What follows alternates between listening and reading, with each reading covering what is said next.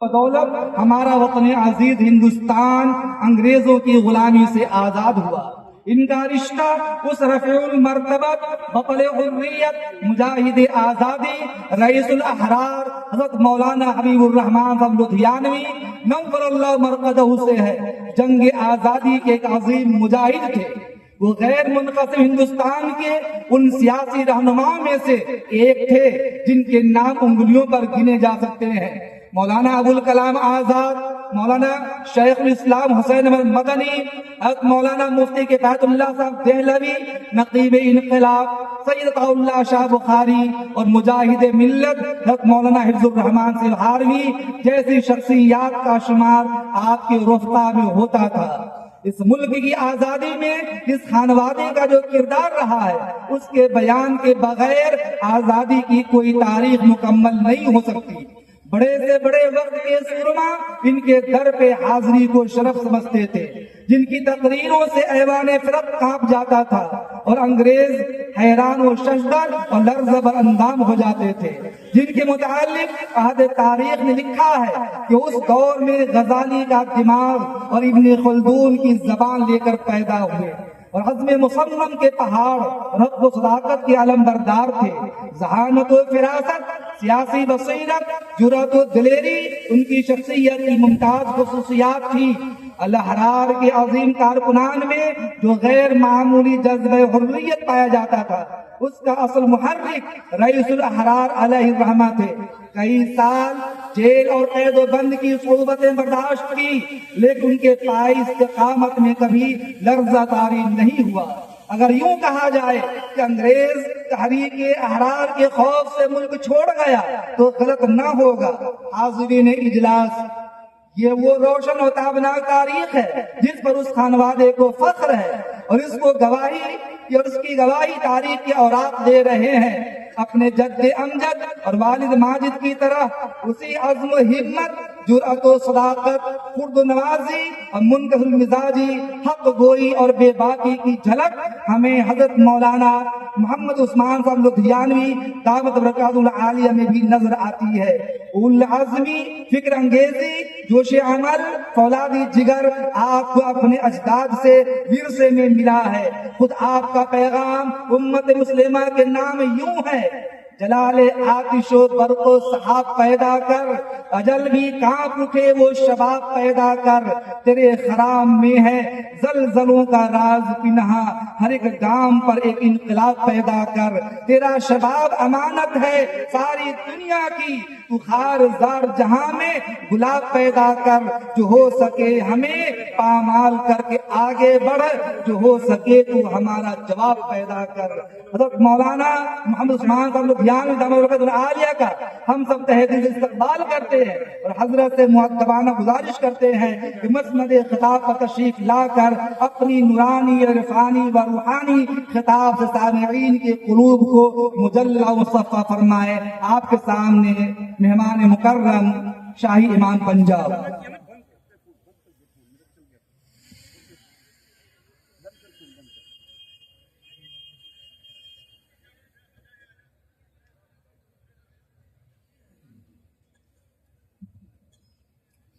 جو حضرات کھڑے ہیں تشریف رکھیں، آپ لوگ خاموش ہوں گے تو گفتگو شروع ہوگی۔ جو لوگ بھی یہاں کھڑے ہیں آپ تشریف رکھ لیں، اور جو رضاکار ہیں وہ بھی، جو جہاں کھڑا ہے وہاں بیٹھ سکتے ہیں، اگر آپ کے پاس جگہ ہے تو وہاں بیٹھ سکتے ہیں۔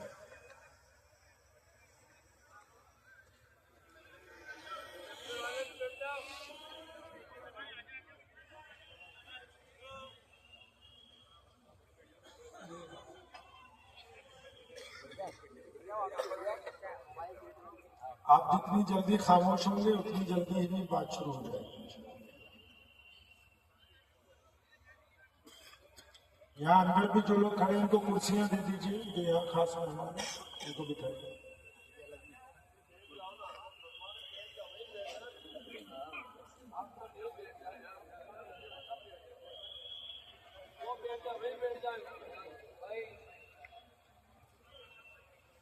یہ جو حضرات کھڑے ہیں آپ کو بار بار کہنے کے باوجود آپ بیٹھ نہیں رہے ہیں۔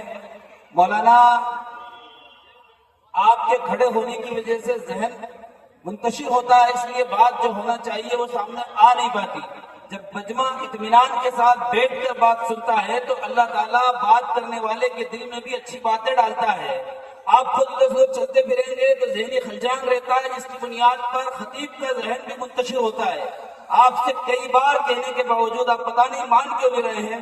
جو حضرات ادھر کھڑے ہیں میں پھر آپ سے درخواست کروں گا، یہ تلخ انداز کے ساتھ آپ سے کہنا پڑ رہا ہے کہ آپ حضرات نیچے بیٹھ جائیے، صرف والنٹیئر حضرات جو ادھر کھڑے ہیں وہ یہیں رہے، تو ضرورت پڑے تو باقی سب حضرات بیٹھ جائیے۔ اب آنے جانے اور ادھر ادھر چلنے پھرنے کا کوئی کام باقی نہیں ہے، آپ خاموشی کے ساتھ بیٹھیے اور بیان کو اطمینان سے سنیے۔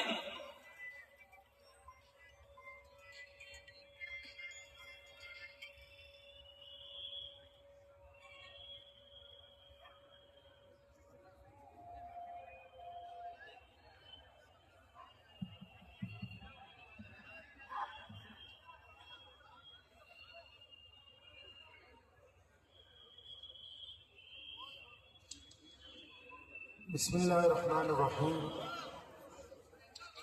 شروع اللہ کے نام سے جو بڑا مہربان اور نہایت ہی رحم کرنے والا۔ تمام دوست ساتھی درود پاک پڑھیں۔ اللہم صلی علی محمد وعلی آل محمد کما صلیت علی ابراہیم وعلی آل ابراہیم انک حمید مجید۔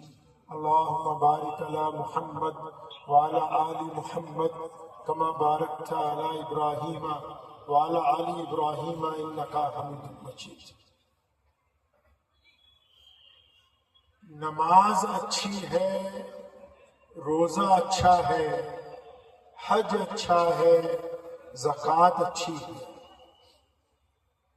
نماز اچھی ہے، روزہ اچھا ہے، حج اچھا ہے، زکوٰۃ اچھی ہے، مگر میں باوجود اس کے مسلمان ہو نہیں سکتا۔ نماز اچھی ہے، روزہ اچھا ہے، حج اچھا ہے، زکوٰۃ اچھی ہے، مگر میں باوجود اس کے مسلمان ہو نہیں سکتا، نہ جب تک کٹ مروں میں خواجہ بطحا کی حرمت پر صلی اللہ صلی اللہ ابھی بھی صلی اللہ صلی اللہ ابھی بھی کم صلی اللہ صلی اللہ پھر توجہ سے سنیں۔ نماز اچھی ہے، روزہ اچھا ہے، حج اچھا ہے، زکوٰۃ اچھی ہے، مگر میں باوجود اس کے مسلمان ہو نہیں سکتا، نہ جب تک کٹ مروں میں خواجہ بطحا کی حرمت پر خدا شاہد ہے کہ کامل میرا ایمان ہو نہیں سکتا۔ خانہ کعبہ کے باہر ایک درخت کے ساتھ عمار بن یاسر رضی اللہ تعالیٰ عنہ کو باندھا ہوا ہے۔ عمار بن یاسر غلام ہے، اسلام کی پہلی شہید سیدنا سمیہ رضی اللہ تعالیٰ عنہ کے بیٹے اور ان کے والد بھی سب سے مردوں میں پہلے شہید حضرت یاسر رضی اللہ۔ عمار کو درخت سے باندھا ہوا ہے، ابو جہل اور عتبہ دونوں کھڑے ہو کے عمار کی پٹائی کروا رہے ہیں۔ عمار پر ظلم ہو رہا،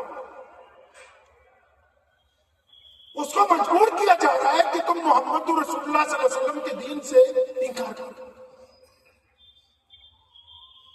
اتنی دیر میں وہاں سے امیہ گزرا۔ امیہ ایک گنڈا ہے مکے کا، اور وہ سیدنا بلال رضی اللہ تعالیٰ عنہ کا مالک بھی ہے۔ بلال ان کے غلام ہے۔ یہ عمار بن یاسر درخت سے بندھے ہوئے ہیں، ان کی پٹائی ہو رہی ہے، درے پڑ رہے ہیں، ادھر سے امیہ گزرا۔ اب رواج ہے کہ جب مالک گزرتے تھے تو غلام پیچھے پیچھے چلتے۔ اب جب ابو جہل نے امیہ کو دیکھا، دونوں میں یاری تو بہت تھی، تو انہوں نے آواز دے کے اسے بلایا کہ امیہ یہاں ادھر آ، یہ عمار بن یاسر کی ہم بہت دیر سے پٹائی کر رہے ہیں لیکن یہ مانتا نہیں ہے، یہ جو تمہارا غلام ہے بلال، یہ 6-7 فٹ کا جو طاقتور حبشی ہے، اس کو بولو کہ یہ درہ اٹھا کے عمار بن یاسر کی کھال اٹھاڑے تاکہ اس کی جب ضرب لگے گی، اس کی جب طاقت کے ساتھ عمار کو ہم ماریں گے تو یقیناً عمار جو ہے وہ حوصلہ توڑ دے گا۔ اب امیہ کو کیا عرض ہے، غلام ہے سیدنا بلال رضی اللہ عنہ۔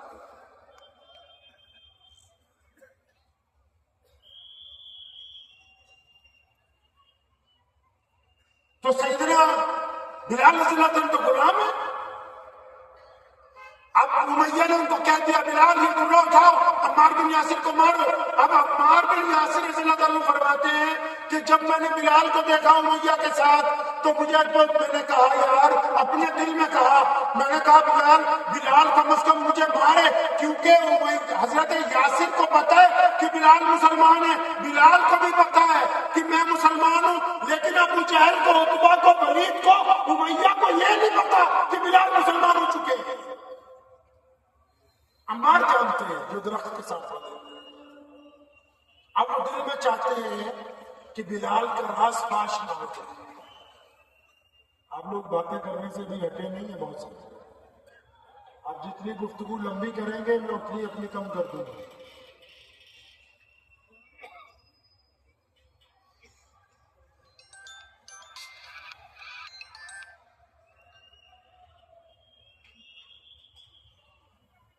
تو سیدنا عمار بن یاسر رضی اللہ تعالیٰ عنہ اپنے دل میں سوچتے ہیں کہ بلال مجھے مارے نہیں، مجھے مارے تاکہ ان کا راز نہ کھل جائے۔ اب جب بلال رضی اللہ عنہ آگے بڑھے، امیہ نے کہا مارو ان کو، تو بلال آگے بڑھے چند قدم، وہ درہ زمین پہ گرا ہوا تھا، جب درہ اٹھانے کے لیے جھکے تو عمار بن یاسر نے سرگوشی میں آہستہ سے کہا کہ یار خدا کے لیے 2-4 درے مار دینا، کوئی بات نہیں میں برداشت کر لوں گا۔ ہیں دونوں محمد رسول اللہ کے صحابی نا، ایک دوسرے کی عادتوں کو جانتے ہیں، جو یار ہوتے ہیں وہ ایک دوسرے کی عادتوں کو جانتے ہیں۔ اب یہ کیونکہ عمار بن یاسر سیدنا بلال کے دوست ہیں، ایمان والے بھائی ہیں، وہ بلال کی عادتوں کو جانتے ہیں، تو اس لیے خود ہی انہوں نے فرمائش کر دی سرگوشی کے ساتھ کہ بلال یار چند درے مار دو، کوئی بات نہیں، تیری جان بچی رہے گی۔ تو بلال رضی اللہ عنہ نے ان کی بات نہیں سنی، درہ اٹھایا اور تیز تیز گھمانے لگے۔ ایک دفعہ عمار بن یاسر کو دیکھا جو درخت سے بندھے ہوئے، پھر پلٹے پیچھے کی طرف اور وہ درہ پوری طاقت کے ساتھ ابو جہل کے منہ پر پھینک کے مارا اور فرمایا تو کیا سمجھتا کہ عمار اکیلا، میں بلال بھی محمد رسول اللہ کا غلام ہوں۔ یہ رسول اللہ صلی اللہ علیہ وسلم کے دور کا وہ واقعہ ہے کہ جہاں سیدنا بلال رضی اللہ تعالیٰ نے بات طے کی کہ جو ایمان قبول کر لیں گے وہ دوگلے نہیں ہوں گے۔ اللہ کو دوگلا بندہ پسند نہیں ہے، گھر والوں کو بھی دوگلا پسند نہیں ہے، یار دوستوں کو بھی دوگلا پسند نہیں ہے، سرکار کو بھی دوگلے لوگ پسند نہیں ہیں، حکومت کو بھی دوگلے نہیں پسند، سیاستدانوں کو بھی دوگلے نہیں پسند۔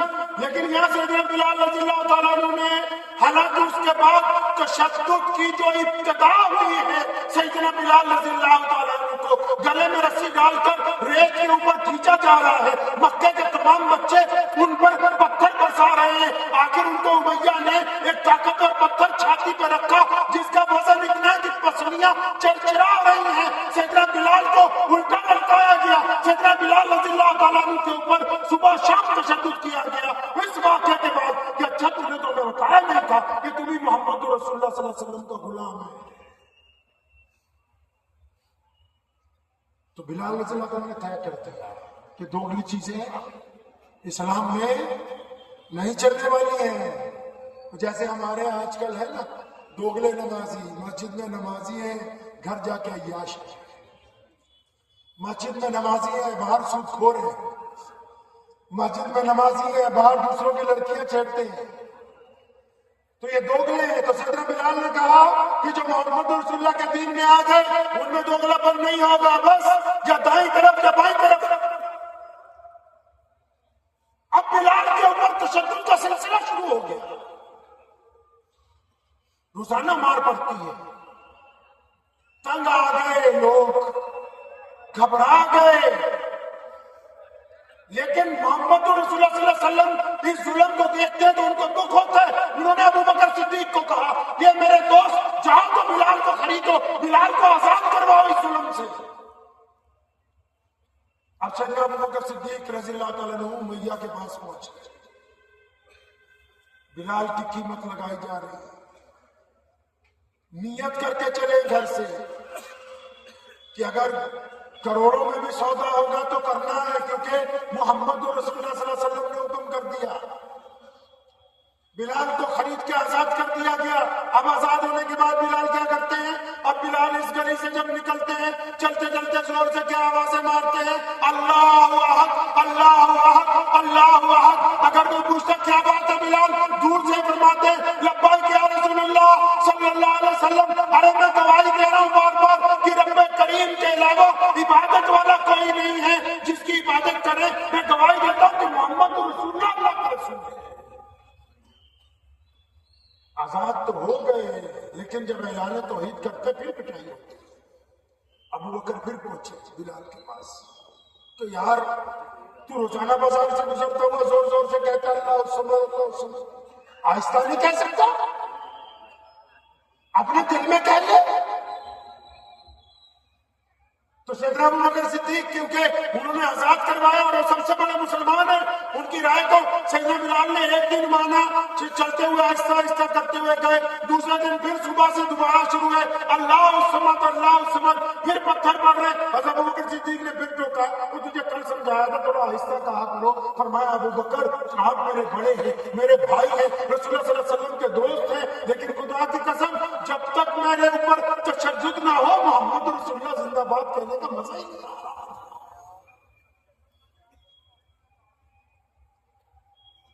اب ایک دن پٹائی کھا کے روز شام کو گھر پہنچتے تھے. جب گھر پہنچتے تھے روزانہ شام کو تو ان کی والدہ ان کی مرہم پٹی کر دیتی تھی. آج جب شام کو گھر آئی ہے اماں دروازے پہ کھڑی ہے. بلال بیٹا، ہاں جی اماں جی، میں یہ چاہتی ہوں کہ ہم لوگ مکہ چھوڑ دیں. اچھا اماں، اب بلال تو محمد رسول اللہ صلی اللہ علیہ وسلم کی تربیت یافتہ ہے، اماں مکہ چھوڑ دیں ہم لوگ؟ ہاں بیٹا میں چاہتی ہوں مکہ چھوڑ دیں.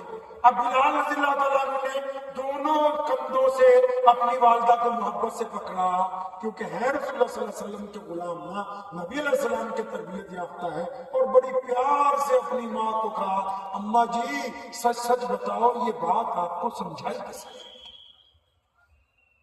یہ پرپوزل کس نے رکھا ہے؟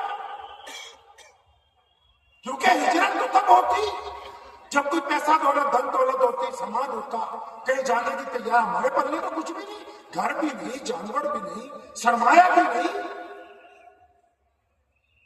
اماں کو کہا اماں سچی تو بتاؤ نا، یہ پرپوزل آپ کے سامنے کس نے رکھی؟ یہ رائے کس نے دی آپ کو؟ اب اماں نے کہا بیٹا اصل میں آج جب تم صبح نکلے نا تو تمہارے جانے کے بعد مکہ المکرمہ کا جو گورنر ہے ابو جہل اور اس کے جو ساتھی ہیں کیبنٹ میں، جو امیہ ہے، عتبہ ہے، ولید ہے، عبداللہ بن جدان ہے، ابو لہب ہے، میرے بچے بلال، یہ سارے کے سارے بڑے بڑے چودھری آج اکٹھے ہو کے آئے تھے. انہوں نے تیری ماں کے آگے آ کے فرمائش کی ہے، درخواست کی ہے کہ بلال کی ماں، یہ بلال نعرے لگانے سے نہیں ہٹتا، یہ بلال محمد رسول اللہ کی وفاداری کے اعلان سے نہیں ہٹتا. ہم نے ظلم کیا، تشدد کیا، اس کو بے انتہا نشانہ بنایا، لیکن یہ پیچھے نہیں ہٹتا. ہم تجھے کہنے آئے ہیں، تجھے تیرے رب کا واسطہ ہے، اسے مکے سے لے کے کہیں چلی جا. ہم تنگ آ گئے. بلال نے جب یہ بات اپنی ماں سے سنی نا، اپنی ماں کے کندھوں کو پکڑا ہوا ہے، اللہ اکبر کہہ کے فرمایا اماں خدا کی قسم ہم کامیاب ہو گئے. یہ لوگ تو ہمیں انسان بھی نہیں مانتے تھے، یہ تیرے دروازے تک آ گئے. اس کا مطلب انہوں نے محمد رسول اللہ کے دین کے وجود کو تسلیم کر لیا. رسول اللہ صلی اللہ علیہ وسلم کے دین کے وجود کو تسلیم کر چکے ہیں یہ. اگر تسلیم نہ کرتے تو اتنے دروازے تک نہ آتے. یہ تو کہتے تھے کہ بلال خانہ کعبہ کے دروازے تک نہیں جا سکتا. یہ کہتے تھے بلال کالا ہے، حبشی ہے. یہ کہتے تھے بلال جیسے جتنے بھی لوگ دنیا میں ان کو جینے کا حق حاصل نہیں ہے. پیارے محمد رسول اللہ صلی اللہ تعالی علیہ وسلم کے دور میں جب نبی علیہ السلام اس دنیا میں آئے ہیں، آپ کو پتا ہے یہ اتنا خوبصورت دین جس کے ہم لوگ آج وارث بنے ہوئے ہیں، جس دین کی وجہ سے ہم لوگ اپنے آپ کو میاں صاحب کہتے ہیں، چودھری صاحب، انصاری صاحب، قریشی صاحب، خان صاحب، میر صاحب، ڈار صاحب کہتے ہیں. یہ پتا ہے یہ اتنا قیمتی دین ہم تک پہنچا کیسے؟ وہ کون سی وجوہات ہیں؟ وہ کیا پس منظر ہے کہ کائنات میں آج اسلام سب سے بڑا مذہب بنا؟ پوری دنیا میں آج کہیں آپ چلے جائیں، اگر آب و ہوا ایک جیسی نہیں، پانی ایک جیسا نہیں، زبان ایک جیسی نہیں، لوگ ایک جیسے نہیں، رنگ ایک جیسا نہیں، تو کائنات میں صرف ایک چیز ایک جیسی ملے گی کہ دنیا کے 208 ملکوں میں تھوڑے سے زیادہ کلمہ لا الہ الا اللہ محمد رسول اللہ صلی اللہ علیہ وسلم. یہ چھوٹی بات ہے. اچھا کبھی آپ نے اس پر گفتگو کی ہے کہ کائنات میں اسلام سب سے بڑا مذہب کیسے بنا؟ کبھی آپ نے اس کے اوپر چرچا کی ہے؟ نہیں. ہم لوگ جو گفتگو کرتے ہیں آپس میں، ہم فروعی مسائل کے اوپر گفتگو کرتے ہیں، ان مسائل پر کہ جن کو تھوڑا بہت برداشت کرنے کے بعد دین کو قائم رکھا جا سکتا ہے. لیکن ہم ان مسائل کو لے کے ایک دوسرے کے دستے گریبان ہوتے ہیں. اس بات کا تو کبھی ذکر ہی نہیں آیا کہ ہم تک دین پہنچا کیسے. دیواس سے مدینہ المنورہ 5300 کلومیٹر ہے، 5000 کلومیٹر. یہ جذبہ کس نے پیدا کیا؟ محمد رسول اللہ کی محبت کا. کہاں سے آئی ہے یہ بات کہ صبح کو سخت سردی میں لوگ بستر چھوڑ کے مؤذن جب کہتے ہیں کہ آؤ جو محمد رسول اللہ کے نام کی گواہی دیتے ہیں، جو کہتے ہیں کہ رسول اللہ اللہ کے نبی، آؤ وہ مسجد تک پہنچو. کہاں سے یہ صرف وہ کیا وجوہات؟ اچھا کبھی اس پر گفتگو ہوئی کیا پس منظر کیا ہے ہمارا؟ دنیا میں اسلام کائنات میں لوگوں تک کیسے پہنچا؟ وہ کون سا پیغام محبت ہے؟ وہ کون سی لوگوں کے ساتھ رسول اللہ صلی اللہ علیہ وسلم کی لوگوں کے ساتھ محبتیں ہیں جس کی وجہ سے کائنات میں نبی علیہ السلام کا پیغام جو ہے وہاں پر. ہم لوگ کن باتوں پر گفتگو کرتے ہیں؟ بولے تیرا پاجامہ جو ہے ذرا زیادہ نیچا ہے، اس کو اونچا کر. ویسے مولانا سے کل بھی کہہ رہا تھا کہ لوکل مفتی بہت ہے، آپ سے رات بھی. لوکل مفتی سمجھتے ہیں؟ لوکل مفتی نہیں سمجھتے. مطلب قبرستان میں جائیں جنازہ ہو رہا ہوگا تو وہاں 200 مفتی قبر کے آس پاس کھڑے ہوں گے. مجھے ایسے نہیں کہہ رہا. نکاح ہو رہا ہوگا وہاں بھی 500 مفتی کھڑے ہوتے ہیں. قربانی ہو رہی ہوگی وہاں بھی. تو ایک چھوٹا سا واقعہ سنا کے گفتگو آگے چلا رہا ہے. بہت چھوٹا تھا میں تو ہمارے والد صاحب شیخ اسلام مولانا حبیب الرحمن لدھیانوی رحمۃ اللہ علیہ تو جیسے بچوں کو سکھاتے ہیں، انہوں نے کہا بیٹا ماں کے پیروں کے نیچے کیا تھا. اب بڑے ہو کے جب پڑھنے کے لیے گئے مدرسے میں تو ازراہ اتفاق یہ پاجامہ زیادہ نیچے تھا تو کچھ لوگ ملے، انہوں نے کہا کہ یہ زیادہ نیچے ہے تم جہنم میں جاؤ گے. بات صحیح ہے نہیں بھائی؟ ارے بھائی بتاؤ صحیح ہے نہیں؟ صحیح ہے. اور اگر یہ اونچا کر دے تو کہاں جائیں گے بول رہا ہوں؟ ارے جنت میں جائیں گے. آج میں نے اندور میں بھی کہا ہم جلسہ کرنے نہیں آئے، ہم صرف دین کی باتیں ایک دوسرے سے کرنے آئے تاکہ کچھ ہم سیکھیں کچھ آپ سیکھیں. اگر پاجامہ نیچے ہوگا تو کہاں جائیں گے جی؟ کہاں؟ شرمائیے نہیں کہاں جائیں گے؟ اور اگر اونچا ہو تو کیوں؟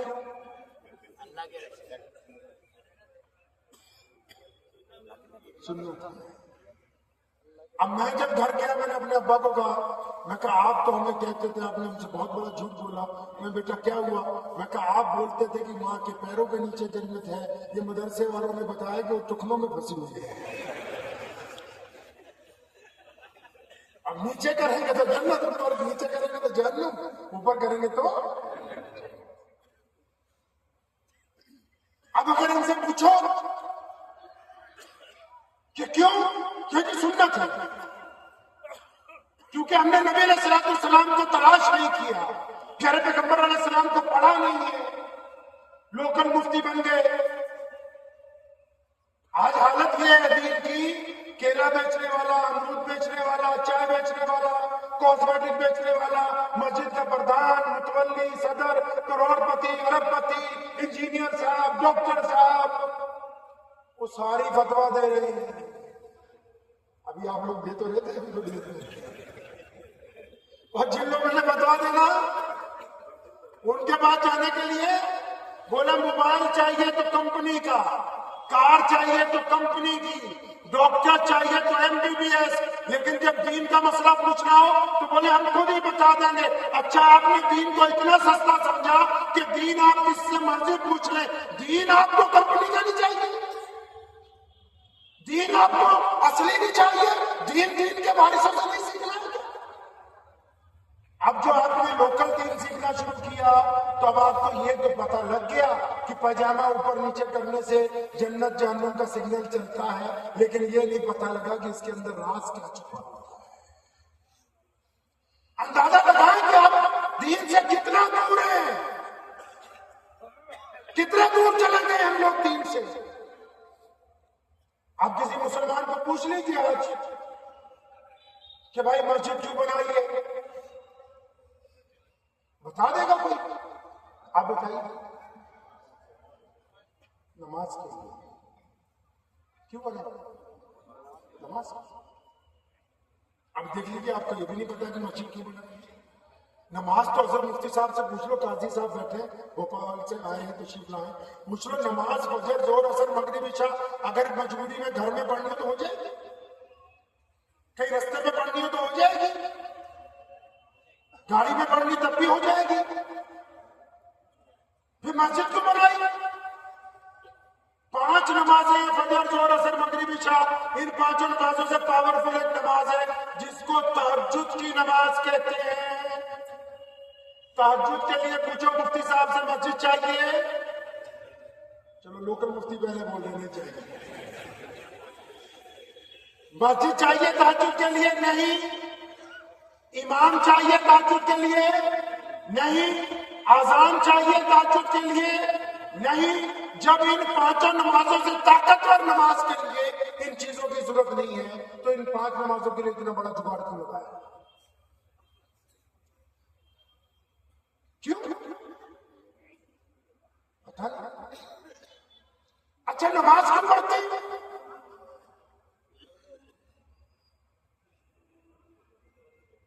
اندازہ لگائیں آپ لوگ دین سے ابھی کتنا دور ہیں. بولے جوتی ایڈیڈاس کی چاہیے، موبائل ایپل کمپنی کا، تو مولوی 6000 والا دے دو.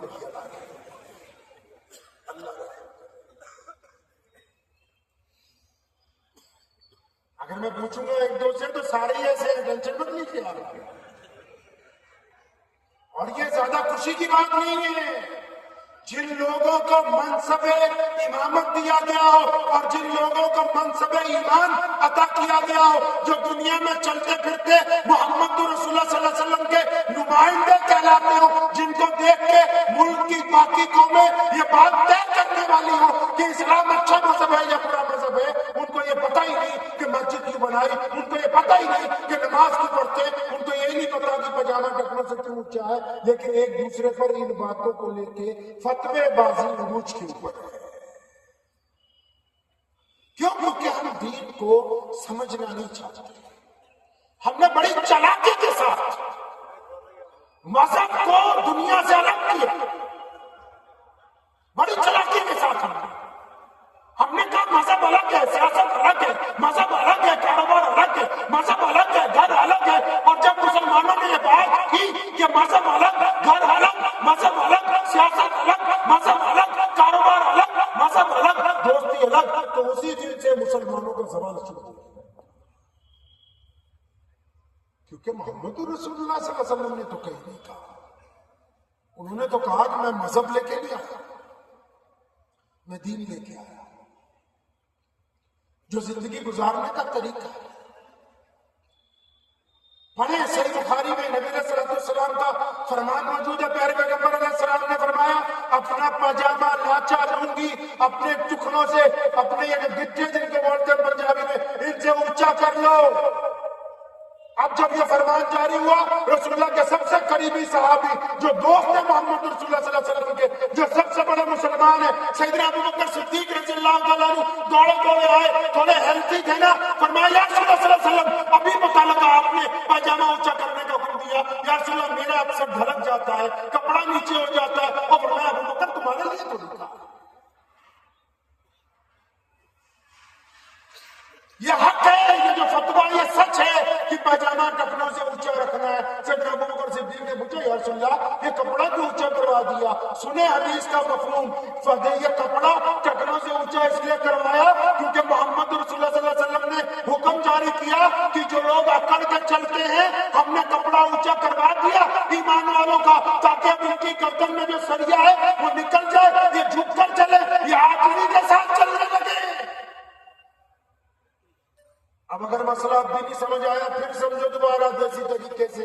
ایک بندہ 5 ٹائم نماز پڑھتا ہے، ایک بندہ روزہ رکھتا ہے، ایک بندہ بادشاہ داڑھی رکھتا ہے، ایک بندہ اسلامی کپڑے پہنتا ہے، ایک بندہ وقت پر زکات دیتا ہے، ایک بندہ 5 گانا نماز مسجد میں پڑھتا ہے، چندہ بھی بہت زیادہ دیتا ہے، مولویوں کی خدمت بھی کرتا ہے، اور اس کا پاجامہ بھی ٹخنوں سے اونچا رکھتا ہے، لیکن وہ اپنے ماں باپ سے بدتمیزی کرتا ہے، وہ راہگیروں کے سلام کا جواب نہیں دیتا، وہ بیوی کے منہ پر تھپڑ مارتا ہے، وہ اپنے بچوں پر ظلم کرتا ہے، وہ پڑوسیوں کے اوپر ناجائز حکمرانی کرتا ہے، تو اب یہ پاجامہ ٹخنوں کی بجائے گھٹنوں پر بھی کر لے گا تو اسلام کو اس سے کچھ لینا دینا نہیں ہے۔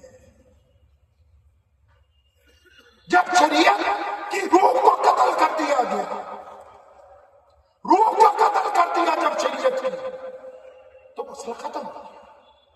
اب کچھ نہیں، یہ اونچے یا نیچے کچھ نہیں، یہ اس وقت تک اونچا رہے گا، فائدہ مند ہوگا جب مزاج میں عاجزی ہوگی، مزاج میں انکساری ہوگی، مزاج میں نرمی ہوگی۔ اگر پاجامہ اونچا کرنے کے بعد بھی میاں جی اکڑ کر چلتے ہیں اور نیچے نہیں دیکھتے تو پھر ان کا کوئی فائدہ ہونے والا ہے۔ پیارے محمد صلی اللہ علیہ وسلم نے کہا ہے مسجد بناؤ، قرآن نے کہا مسجد وہ لوگ بناتے ہیں جن کا دل چڑیوں کی طرح نرم ہے، جو اپنے رب کے اوپر یقین رکھتے ہیں، روز قیامت کے اوپر یقین رکھتے ہیں۔ صحابہ نے پوچھا کہ رسول اللہ مسجد بنا لیا؟ جی، فرمایا مسجد بنا لی۔ تو مسجد کیوں بنا لی؟ بولے دیواس والے بولتے ہیں کہ نماز پڑھنے کے لیے بنا لی۔ تو نبی علیہ السلام سے پوچھے،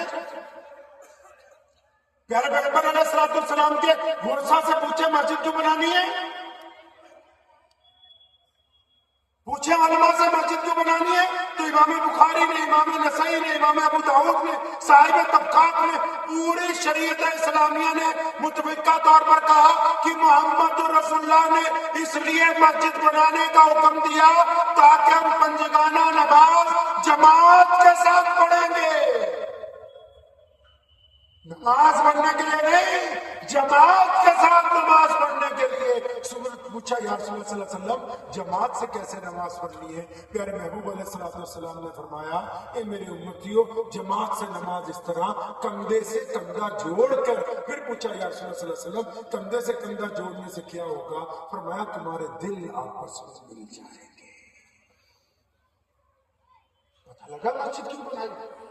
مسجد اس لیے بنائی کہ بھانت بھانت کے، رنگ برنگ کے، الگ الگ مزاج کے جو لوگ ہیں یہ ایک ہی صف میں کھڑے ہو جائیں، یہ کالے گورے امیر غریب، ان میں محمد رسول اللہ کا پیغام عام ہو، یہ ایک دوسرے کے دکھ درد کو سمجھے۔ آپ نے پتہ نہیں مسجد کے کیا مسئلے سمجھے، مسجد میں قالین بچھانا، اے سی لگانا، بہترین سیلنگ کروانا، یہ مسجد کی ضرورتیں ہیں بھائی۔ نماز کے فرائض جو ہیں ان کے علاوہ نماز کے قواعد میں یہ بات شامل ہے کہ جو بندہ پنجگانہ نماز جس مسجد میں پڑھتا ہے اس کے دائیں بائیں جو نمازی ہے ان سے اس کی سلام دعا ہونی چاہیے. ان نمازیوں میں اگر کوئی فجر میں نہیں آیا, ظہر میں نہیں آیا, عصر میں نہیں آیا, مغرب میں نہیں آیا تو عشاء میں جا کے اس کا دکھ درد بانٹے, اس کو پوچھے کہ تو آج میرا بھائی کیوں نہیں پہنچا. مسجد اس لیے بنائی تھی کہ ایک خوبصورت سماج بنائیں گے, آپ نے سماج توڑ دیا, صرف نماز کو قائم رکھا ہوا. سماجک ویوستھا کو درست کرنے کے لیے مسجد بنائی. اب سماجک ویوستھا کہاں ہے؟ اب تو مسجد کے مالک جو ہے, مسجد کے جو نوکر ہیں, صرف آپ کو ہی نہیں کہہ رہا, پورے ملک کے یہی حال ہے. جو مسجد کے نوکر ہیں وہ مسجدوں کے مالک بن گئے, اور مالکوں کے مہمان آتے تو ان سے بدتمیزیاں کرتے ہیں. نوکر بن گئے مالک, اور رب کریم جو مالک ہے اس کے جو مہمان آ رہے ہیں ان سے بدتمیزی ہے.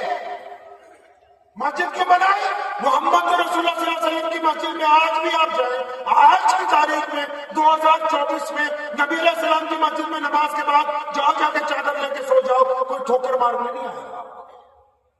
محمد رسول اللہ کی اب جو مسجد ہے آج بھی مسجد نبی علیہ السلام میں, آج بھی مدینہ منورہ میں مسجد میں قدم قدم پر ڈاکٹر موجود ہے, قدم قدم پر معلم موجود ہے, قدم قدم پر کھانا موجود ہے. کیونکہ رسول اللہ نے جب مسجد بنائی اصحاب صفہ کا چبوترا بنایا. صحابہ نے پوچھا یا رسول اللہ یہ کیا ہے؟ فرمایا یہ چبوترا اصحاب صفہ کا. یا رسول اللہ صلی اللہ علیہ وسلم وہ کون ہے؟ فرمایا جو مسکین ہے, جو غریب ہے, جو محتاج ہے, جو اپاہج ہے, جو بے سہارا ہے, ہم ان کو یہاں رکھیں گے, خود کھانا بعد میں کھائیں گے, ان کو پہلے کھلائیں گے, اپنے بچوں کو بعد میں پڑھائیں گے, ان کو پہلے پڑھائیں گے. ہم بتاؤ تو صحیح کہ ہماری مسجد میں بھی اصحاب صفہ کا چبوترا موجود ہے.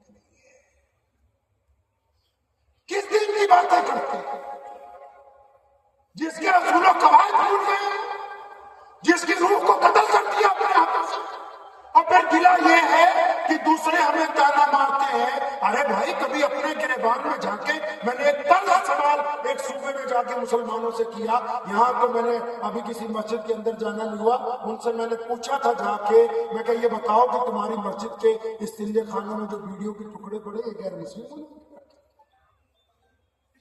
کڑوی باتیں کرتے ہیں, تکلیف تو ہوگی, لیکن اگر علاج پر وقت نہیں کیا گیا تو حالات بدترین ہو جائیں. محمد رسول اللہ صلی اللہ علیہ وسلم نے اتنا خوبصورت نظام, اتنا بہترین دین کس قوم کو دیا جس کی شکل کو دیکھ کے لوگ کہتے ہیں کہ ہم رسول اللہ صلی اللہ علیہ وسلم کے امتی بننے کے لیے تیار ہیں. اس دین کی ایک اکثریت کو یہ بات یاد ہی نہ رہی کہ محمد رسول اللہ صلی اللہ علیہ وسلم ہم سے چاہتے ہیں کیا. پیارے پیغمبر علیہ السلام کا مقصد کیا ہے؟ ایک میں نے 70 سال کے بوڑھے میاں سے پوچھا, میں کہا میاں صاحب نماز کیوں پڑھتے ہیں آپ؟ کہ بیٹا اللہ کا حکم ہے. میں کہا پھر بھی کیوں پڑھتے ہیں؟ کہ اللہ کو راضی کرنے کے لیے پڑھتے ہیں. میں اور سوچ لو کیوں پڑھتے ہیں؟ کہ محمد رسول اللہ کی آنکھوں کی ٹھنڈک ہے. آپ بتاؤ آپ کیوں پڑھتے ہیں؟ کیا اندازہ ہے؟ گھبراؤ نہیں, باقی بھی تم جیسے اللہ کو راضی کرنے کے لیے ایک آواز آئی ہے, لیکن قرآن پاک میں ایسا ذکر کہیں نہیں. جو تعبیرات آپ نے کی قرآن میں نہیں کی. اندازہ لگائیں مسلمانوں, ہم آپس کے اختلافات کو دیکھتے ہوئے, مسلکی اختلافات کو دیکھتے ہوئے ہم اسلام کی روح کو پیچھے چھوڑتے ہوئے جا رہے ہیں. قرآن نے ایک جگہ کہا ہے سورہ توبہ میں, جا کے مولانا صاحب سے پورا ترجمہ تفسیر سے پڑھ لینا, اِلَّا تَنْفِرُوا يُعَذِّبْكُمْ عَذَابًا أَلِيمًا وَيَسْتَبْدِلْ قَوْمًا غَيْرَكُمْ.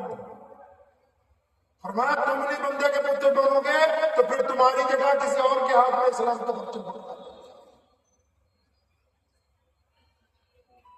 نماز کیوں پڑھتے ہیں؟ جی ہمیں تو ابھی تک پورا پتہ نہیں ہے. قرآن نے 10,000 بار کہا, بار بار علماء نے تمہیں سمجھایا, لیکن کبھی غور نہیں. کیوں؟ قرآن نے کہا بھائی نماز اس لیے فرض کی گئی ہے تاکہ آپ گندی باتیں کرنی چھوڑ دیں, اچھے خیالات کریں. اب قرآن کے حکم میں اور ہماری تعبیر میں فرق ہے کہ نہیں؟ قرآن نے مقصد نماز بیان کیا, ہم صرف ضرورت نماز بیان کر رہے ہیں. ایک بندہ نماز پڑھتا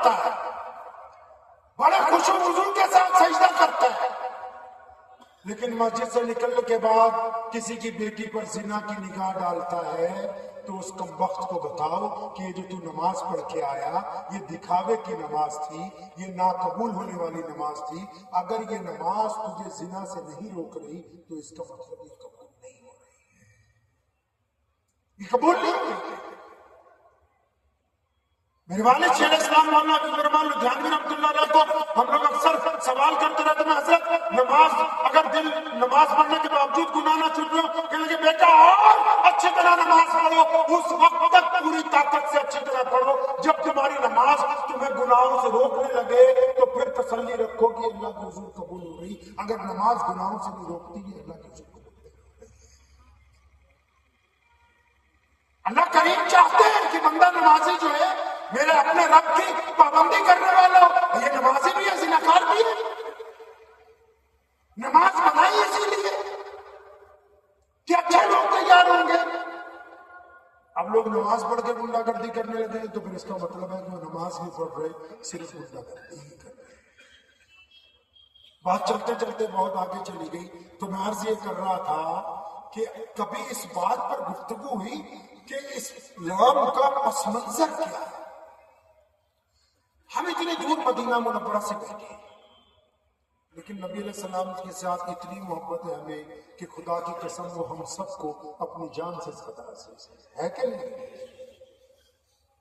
یہ تعلق کیسے بنا، یہ پیغام ہم تک کیسے پہنچا؟ پیارے محمد صلی اللہ علیہ وسلم سے پہلے دنیا کیسی تھی؟ رسول اللہ صلی اللہ علیہ وسلم نے آ کے کیا کیا کہ ہم تک دین آ گیا؟ آپ مکہ مکرمہ جائیں، مدینہ منورہ جائیں، جب آپ حرم میں داخل ہوں گے ساتھ میں چلنے والے ایک رنگ اور نسل کے نہیں ہیں. اتنی کائنات سے مخلوق آ رہی ہے آپ کو پتہ لگے گا کہ میری دائیں طرف اسپینش چل رہا ہے، اس کے آگے جرمن چل رہا ہے، اس کے آگے فرینچ چل رہا ہے، اس کے آگے ملیشین چل رہا ہے، اس کے آگے انڈونیشین چل رہا ہے، اس کے آگے کوئی بھارتی مسلمان چل رہا ہے، اس کے آگے کوئی بنگالی چل رہا ہے. ساتھ میں چلنے والے ایک صف میں کھڑے ہونے والے ایک زبان بولنے والے بھی نہیں ہے. اتنے لوگ وہاں روزانہ جاتے ہیں. یہ معجزہ ہے محمد رسول اللہ صلی اللہ علیہ وسلم کا. ہوا کیسے؟ ہوا کیسے؟ تو بولے یہ تو نہیں پتا، اتنا نہیں پتا. بس اتنا پتا ہے کہ مولانا صاحب اگر کھری کھری سنانے لگے تو کمیٹی والے مل کے اس مولوی کو نکالو دوسرا لے کے آؤ.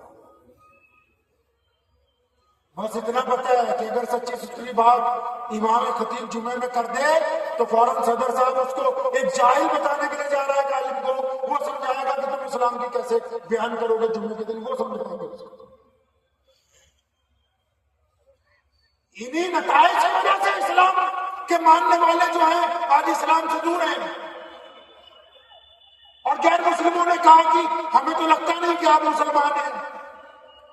آئے 1450 سال پیچھے چلتے تصور میں جائے مکہ نبی علیہ السلام کی ولادت ہوئی. اس دور میں اگر کسی کے گھر بیٹی پیدا ہوتی تو باپ اس بیٹی کو اٹھاتا ہے جا کے ریت میں دبا کے آتا ہے کہ کسی کو داماد بنانا پڑے گا. آپ نے اتنی بات تو سنی ہوگی نا؟ ارے سن رکھی ہے نہیں؟ تو مکے میں ایک دوسرے کو لوگ قتل کرتے تھے، یہ بھی سن رکھی ہے نہیں؟ ارے بولیے اس سے آگے کچھ سنا ہے؟ سنا ہے؟ ایک بات آپ کو کہتا ہوں، مجھے مولویوں نے نہیں کہی، میں اپنے تجربے سے آپ کو کہتا ہوں. آپ اپنے امام کو کیا تنخواہ دیتے ہیں؟ زیادہ ہے. یہ رات مجھے اندور والوں نے بتایا کہ 10-12 ہزار دے رہے تھے. 5-6 ہزار بھی دیتے ہیں. اتنے زیادہ پیسے نہ دیا کرو، کچھ بچا کے رکھو، ساتھ میں قبر میں لے جانے میں کام آئے گا. شاید ممکن نہیں کہ ان پیسوں کو لے کے کچھ کام چلا دیں. جہاں سے دین اپلائی ہونا ہے ان کی خدمت نہ کرو، جہاں سے دین بالکل شدھ ملنا ہے ان کی خدمت نہیں. بولے بس نہیں اتنی کافی. اب کیونکہ جہاں سے دین اپلائی ہونا ہے ان کی طرف متوجہ نہیں ہے، وہ بھی ہماری طرف پوری طاقت سے متوجہ نہیں ہے کیونکہ ان کے گھر کی بھی ضرورت ہے. اس لیے ہم نے 2 باتیں آپ کو بتا دی کہ بھی بچیوں کو زندہ دفن کرتے تھے محمد صلی اللہ علیہ وسلم جب پیدا ہوئے لوگ بچیوں کو زندہ دفن کرتے تھے، آپس میں لڑتے تھے مکے میں، لیکن مکے سے صرف 500 کلومیٹر دور ایک شہر ہے جس کو یثرب کہتے ہیں، بہت مشہور شہر ہے، آج اس شہر کا نام مدینہ المنورہ ہے۔ یثرب کا جو سردار ہے، جو بادشاہ ہے شمون یہودی، اس نے ایک قانون بنایا کہ شادی کسی کی بھی ہوگی، دلہن پہلے 15 دن بادشاہ کے پاس گزارے گی، اس کے بعد وہ اپنے گھر جائے گی۔ پورے شہر کے لوگ صدیوں سے پریشان ہیں کہ یہ کیسا حکم ہے، ہماری عزت کو روندا جا رہا ہے، لیکن کیونکہ اس دور میں وہ اپنے علاوہ کسی کو انسان نہیں سمجھتے، اس لیے کوئی اس کی آگے حکم نہیں کر سکتا۔ یہ یاد رکھیے، جو میں باتیں بتا رہا ہوں یہ محمد صلی اللہ علیہ وسلم سے آنے سے پہلے کی بات ہے۔ اب مکے میں بچوں کو دفن کیا جا رہا ہے زندہ، مدینہ منورہ جس کا پرانا نام یثرب ہے، وہاں پر عورتوں کی عزت نیلام ہو رہی ہے۔ وہاں سے 1000 کلومیٹر اور آگے چلے جائیں، ایک شہر ہے، ایک دیش ہے جس کو کیسرو کسرا بولتے ہیں، آج کے دور میں جس کو ایران عراق کہتے ہیں۔ وہاں کا جو بادشاہ ہے اس نے دستور بنایا کہ جو ذمہ دار ہیں، جو غریب لوگ ہیں، وہ شہر میں نہیں ہیں، ان کو کپڑے پہننے کی ضرورت نہیں ہے، ان کو علاج کی ضرورت نہیں ہے، ان کا کام ہے کھیتی کریں، اور اس کھیتی میں جو نمبر 1 کا کوالٹی کا اناج ہو، پھل ہو، میوے ہو، ان کو اکٹھا کر کے شہر کے دروازے پہ لا کے بادشاہ کے سپاہیوں کے پاس جمع کروا دے۔ ان کو یہ حق نہیں ہے کہ وہ اندر آئے اچھی چیزیں۔ لوگ صدیوں سے پریشان ہیں کہ ہم بھی چاہتے ہیں کہ گھروں میں رہیں، ہم بھی چاہتے ہیں کہ ہماری چھت ہو، ہم بھی چاہتے ہیں کہ ہماری بہنیں بیٹیاں اچھا لباس پہنیں، لیکن نہیں، بادشاہ نے ایک رول بنا دیا کہ بس جو طاقتور لوگ ہیں بس وہی رہیں گے۔ پھر یاد رکھیے وہ وقت ہے جب محمد صلی اللہ علیہ وسلم ابھی آئے نہیں۔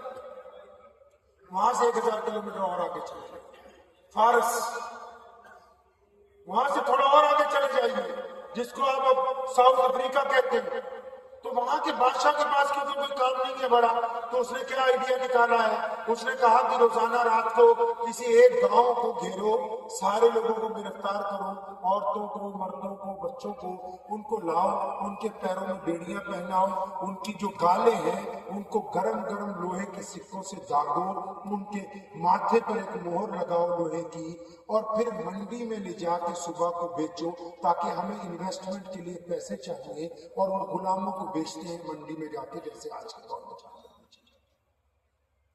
لوگ تنگ ہیں، کوئی ظلم کا جواب دینے والا نہیں، کیونکہ جو بادشاہ کے ساتھی وہ بھی یہ سمجھتے ہیں کہ جو غریب ہیں، جو کالے ہیں، جو محتاج ہیں، جو انسان ہوتے ہیں۔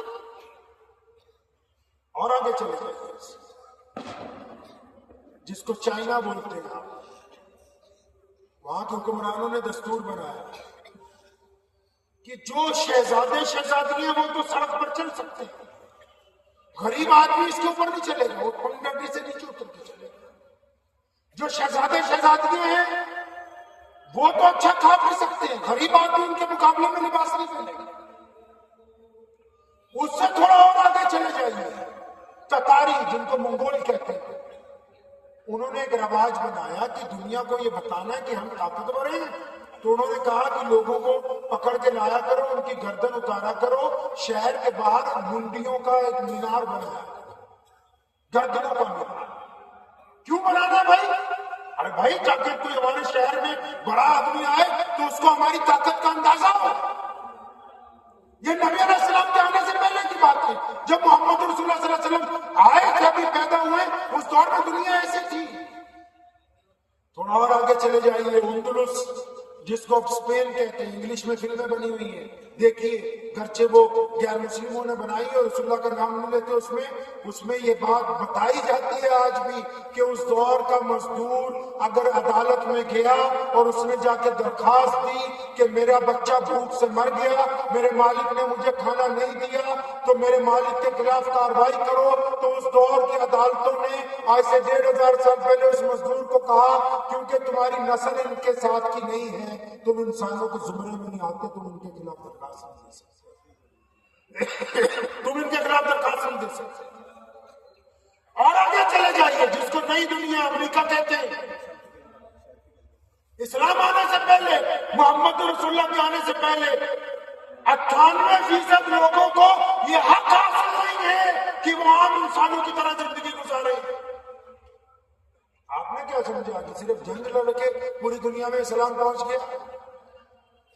اگر صرف جنگ لڑ کے پہنچا ہوتا تو جنگ کے خاتمے کے بعد اسلام واپس مدینے نہ چلا جاتا؟ میرے محمد رسول اللہ صلی اللہ علیہ وسلم دنیا میں آئے، پیارے محمد علیہ السلام نے جب اپنے دین کی بنیاد رکھی تو لوگوں کو دو باتیں سب سے پہلے سمجھائیں۔ سنو، اب تبدیلی کیسے آئی ہے، کیسے آئی ہے تبدیلی؟ محمد رسول اللہ صلی اللہ علیہ وسلم جب تشریف لائے تو پیارے پیغمبر علیہ السلام نے صحابہ کو کہا کہ میں دین فطرت لے کے آیا ہوں، فطرت کا مذہب لے کے آیا ہوں۔ فطرت کہتے ہیں خون کی عادتوں کو، فطرت کہتے ہیں زمین کی عادتوں کو۔ آپ اس زمین کو خالی چھوڑ دیں، 5-10 سال بارش پڑتی رہے گی، اس کے اندر جو بھی جنگل ہوگا وہ نکل کے اوپر آ جائے گا باہر۔ آپ اس زمین پر پیڑ لگا دیں کسی چیز کا، وہ اسی چیز کا پھل دینے لگے۔ تو یہی تو ہماری فطرت ہے۔ خون کیا کہتا ہے آپ کا خون کیا کہتا ہے کہ میرے جیسا کوئی دوسرا؟ آپ کا خون کیا کہتا ہے کہ میرا بیٹا صرف میرا ہی کہنا مانے؟ آپ کا خون کیا کہتا ہے کہ میری بیوی میرے علاوہ کسی اور کی طرف نہ دیکھے؟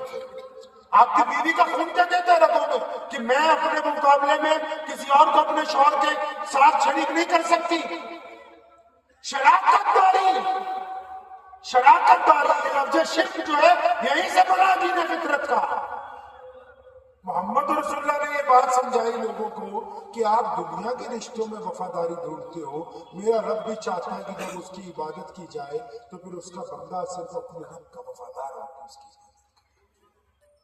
صحابہ کو کہا کہ جو میرے رب کی عبادت کرے گا اور مجھے آخری نبی مان لے گا وہ مسلمان ہے۔ اور صحابہ نے کہا یا رسول اللہ صلی اللہ علیہ وسلم ہم نے ایمان لے آئے آپ کے رب پر، آپ پر، اب بتائیے کرنا کیا ہے؟ تو اس وقت نماز نہیں فرض ہوئی تھی، روزے نہیں آئے، حج نہیں آئے، زکوٰۃ نہیں آئی۔ تو پیارے پیغمبر علیہ السلام نے ایسی بات کہی کہ دین تیزی کے ساتھ پھیلنا شروع ہوا۔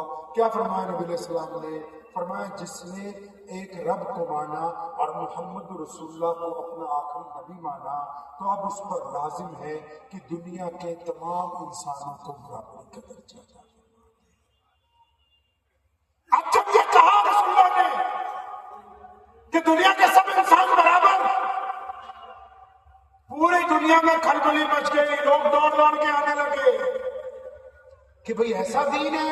علامہ اقبال نے کہا نا کہ ایک ہی صف میں کھڑے ہو گئے محمود اور ایاز، نہ کوئی بندہ رہا نہ کوئی بندہ نواز، بندہ صاحب و محتاج و غنی ایک ہوئے، تیرے سرکار میں پہنچے تو سبھی۔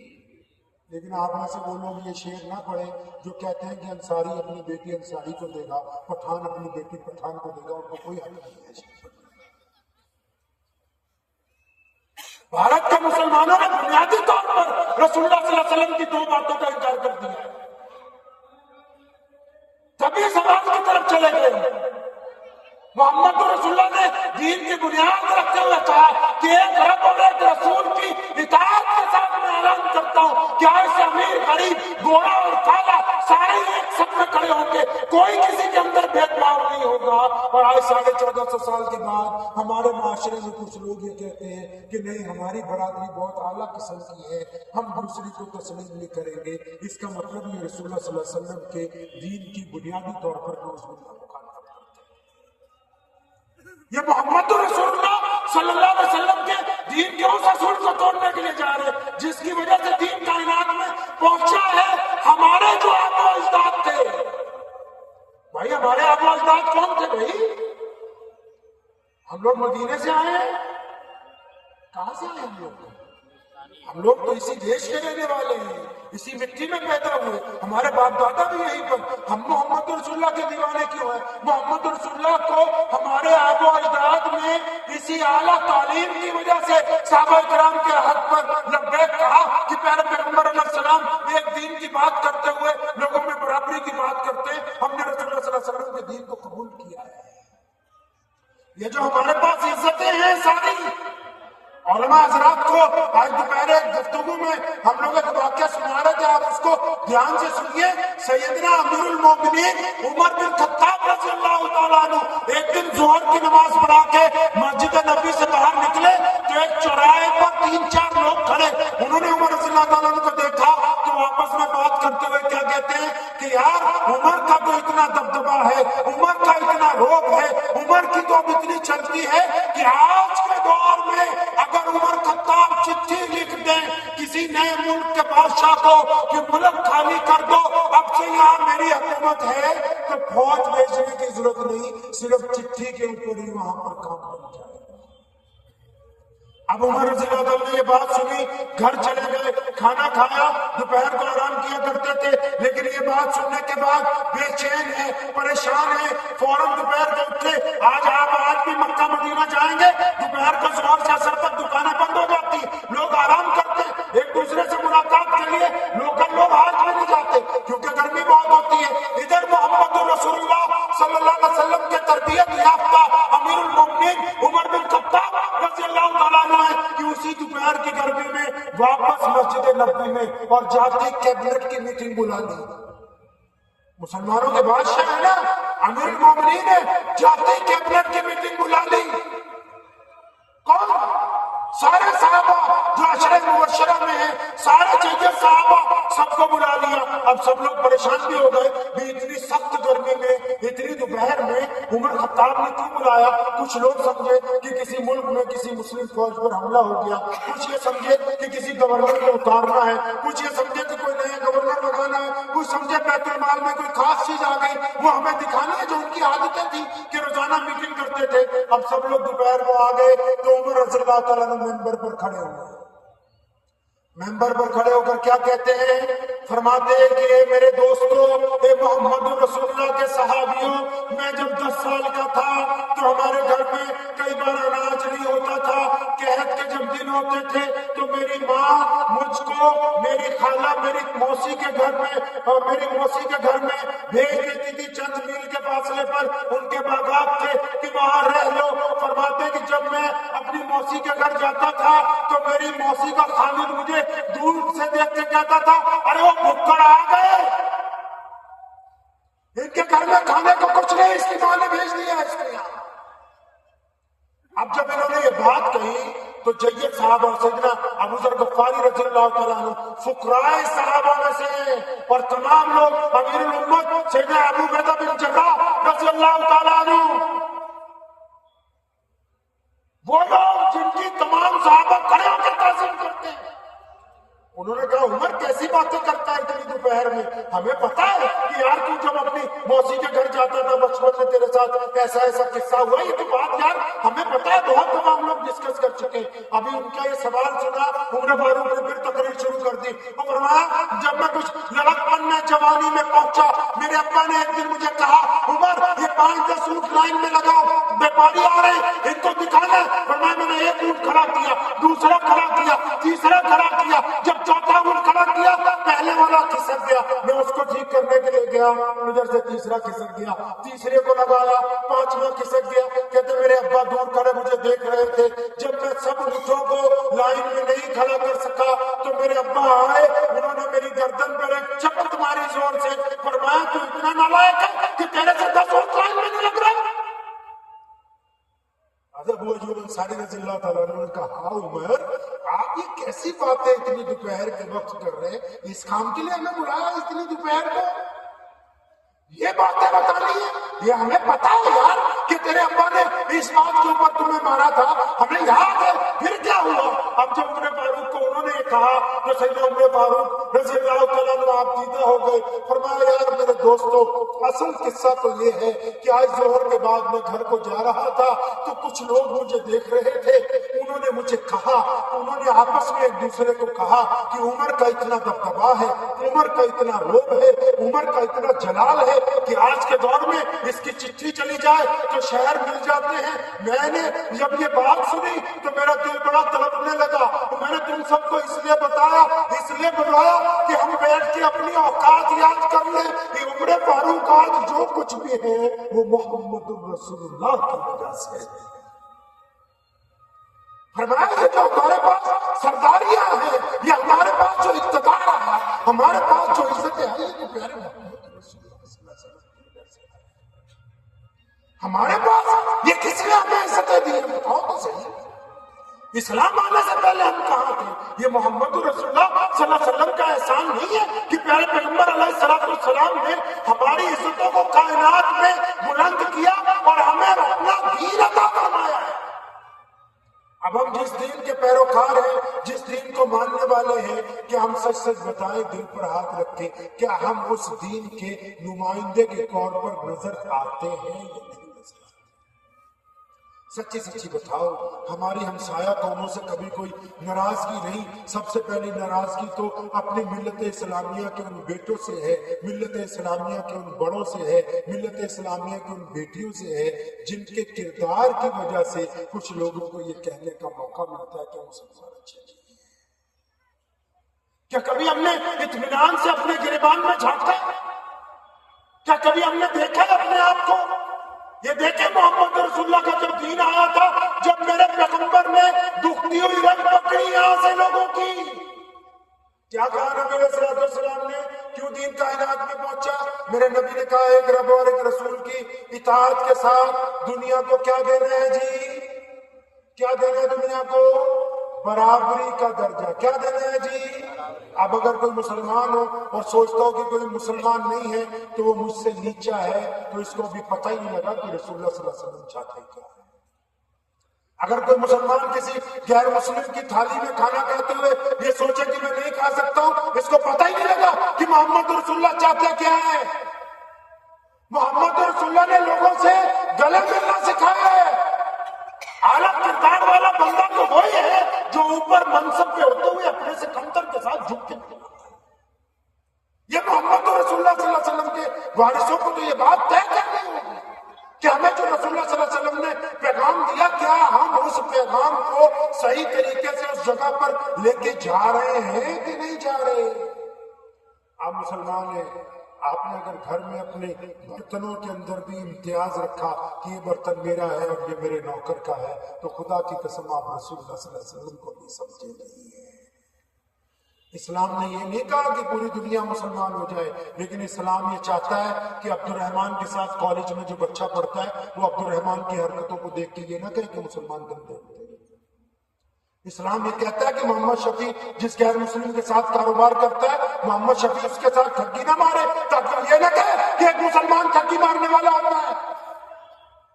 اسلام یہ چاہتا ہے کہ آپ کے معاملات جو غیر مسلم ماتحت کام کر رہے ہیں، آپ اس کے ساتھ بے ایمانی نہ کریں، تاکہ وہ جا کے دوسروں میں یہ نہ کہے کہ میں جس مسلمان کے پاس کام کرتا ہوں اس نے میرے ساتھ بے ایمانی کی۔ اسلام یہ چاہتا ہے کہ اگر کوئی مسلمان نوجوان سڑک پہ کھڑے کسی کی بیٹی گزرے، مسلمان کیوں غیر مسلم کیوں، آپ اس کی طرف اگر گندی نگاہ سے دیکھتے ہیں روزانہ، تو جا کے یہ نہیں کہے گی کہ محمد شفیع میری طرف دیکھتا ہے، وہ جا کے کہے گی کہ مسلمانوں کو لڑکے وہ ہماری طرف گندی نگاہ سے دیکھتے ہیں۔ اسلام کی عزت آپ کے وجود کے ساتھ جڑی ہوئی ہے۔ اسلام آپ سے طلبگار ہے۔ پوری دنیا نے تو ایک جگہ پیشی لگانی اپنے رب کے سامنے، مسلمانوں کی دو جگہ پیشی، پہلے اپنے رب کے سامنے قیامت والے دن، پھر محمد رسول اللہ کے سامنے غضب کیا کہنے والے ہیں اس دن؟ اپنے کردار کو دیکھے تو صحیح، مسلمان نہ سود لے سکتا ہے نہ دے سکتا ہے، مسلمان کسی کی بیٹی کی آبرو ریزی نہیں کر سکتا۔ ارے یہ ٹھیک ہے کہ تمہیں اسلام نے کہا کہ عورتوں کو برقع پہناؤ، لیکن کبھی جا کے حضرت سے پوچھو، اسی قرآن نے کہا کہ ان بیٹیوں کو برقع پہناؤ، لیکن ان کو بتا دو کہ اپنی نگاہیں جھکا کے رکھا کریں تاکہ یہ کسی کی بیٹی کی طرف گندی نگاہ مت کریں۔ ان کو بھی تو کہا ساتھ میں کہ اپنے نگاہوں کو جھکا کے رکھیں، اپنے اندر عاجزی پیدا کریں۔ محمد رسول اللہ صلی اللہ تعالیٰ علیہ وسلم کا یہ انقلابی پیغام، یہ آپ کی ذمہ داری ہے۔ کریں گے کچھ ایسا کہ نہیں کریں گے؟ انشاءاللہ تعالیٰ تبدیلی لائیں گے نا انشاءاللہ۔ ایک صاحب کو میں نے گفتگو میں مسئلہ بتایا کہ مولانا صاحب ناراض ہو گئے، لیکن امید ہے کہ یہاں والے نہیں ناراض ہوں گے۔ ہم نے انہیں یہ کہا، گزارش کی کہ اسلام میں زکوٰۃ دینے کا حکم ہے، پیارے پیغمبر علیہ الصلوۃ والسلام نے تو زکوٰۃ نہیں دی. کیوں نہیں دی؟ کیونکہ مال بہت آتا تھا، جو بھی آیا نبی علیہ السلام اسی وقت اس کو تقسیم کرتے. لیکن مسلمانوں کو کہا، صحابہ کو کہا زکوٰۃ دو. کیسے دینے کے لیے کہا آپ کو پتا ہے؟ ارے پتا ہے کسی کو کیسے زکوٰۃ دینے کے لیے کہا؟ بولے پتا نہیں. تو زکوٰۃ دینے کے لیے کیسے کہا؟ کچھ بھی نہیں پتا ابھی. تو زکوٰۃ دینے کے لیے ایسے کہا. میرے پیارے پیغمبر علیہ الصلوۃ والسلام نے سیدنا ابو بکر صدیق کی ڈیوٹی لگائی کہ ابو بکر ساری زکوٰۃ کو اکٹھا کرے. یا رسول اللہ اکٹھا کرنا ہے تو کیا کرنا ہے؟ ساری مسجد کے اندر جمع کرو. مطلب آپ کے محلے میں جو مسجد ہے ساری زکوٰۃ اکٹھی کر کے امام صاحب کے پاس بولو کیا کرنی ہے؟ جمع کرنی. پھر کیا کرنا اس کا؟ مسجد کے جو پڑوسی غریب ہیں، اس حلقے میں جو لوگ غریب ہیں، کچھ لوگ کہتے ہیں نا جو واٹس ایپ کے جانکار ہیں، واٹس ایپ یونیورسٹی کے، کہ جی عرب کے لوگ تیل آنے کے بعد امیر ہو گئے. ارے عقل کے اندھو، تاریخ پڑھو اسلام کی. سیدنا عمر بن عبدالعزیز جن کو عمر ثانی کہتے ہیں رحمت اللہ علیہ، جب خلیفہ بنے زکوٰۃ کا نظام اس حد تک عروج پا چکا تھا کہ ہر سال کئی کروڑ دینار زکوٰۃ بچ جاتی تھی. اس کو گاڑیوں میں لاد کے دوسرے ملکوں میں بھیجا جاتا تھا. وہاں کے گورنر بھی واپس کرتے تھے کہ حضرت یہاں بھی اب کوئی غریب باقی نہیں رہا. کیوں غریب باقی نہیں رہا؟ کیونکہ میرے نبی علیہ السلام نے ہمیں سمجھایا زکوٰۃ کو سینٹرلائز کریں گے. سینٹرلائز کرنے کے بعد جس علاقے کے مسلمان ہیں، جس علاقے کی مسجد ہے، اس دائرے میں زکوٰۃ کو تقسیم کریں گے. کسی غریب کو امیر بنائیں گے، کسی بیوہ کا مسئلہ حل کریں گے، کسی کرایہ دار کو دکان خرید کے دیں گے، کسی بے گھر کو گھر بنا کے دیں گے تاکہ اگلے سال وہ بھی 2-4 ہزار زکوٰۃ دینے والا. اب بتاؤ، ہم 75 سال سے زکوٰۃ دے رہے ہیں، ہم نے اپنے شہر کے غریب دور کر دیے کیا؟ کر دیے. اسلام کو پہچانیے. آپ کے پاس اتنا قیمتی دین ہے، دنیا ترستی ہے اس دین کے لیے. اوسطاً اب بھی پوری دنیا میں روزانہ اسلام بڑک رفتاری کے ساتھ آگے بڑھ رہا ہے، اور ہم سب تو خوش قسمت ہیں کہ پیدائشی طور پر محمد رسول اللہ صلی اللہ علیہ وسلم کہ کریں گے تبدیلی، لائیں گے انشاءاللہ، لائیں گے تبدیلی انشاءاللہ. چند سوالات رات اندور میں بھی پوچھے تھے، آپ حضرات سے بھی پوچھتے ہیں. وہاں بھی کچھ لوگوں سے گزارش کی تھی، تو آپ جواب دے دیں گے ایمانداری سے؟ ارے ایمانداری سے جواب دے دیں گے، وہ مفتیوں والے سوال نہیں ہے.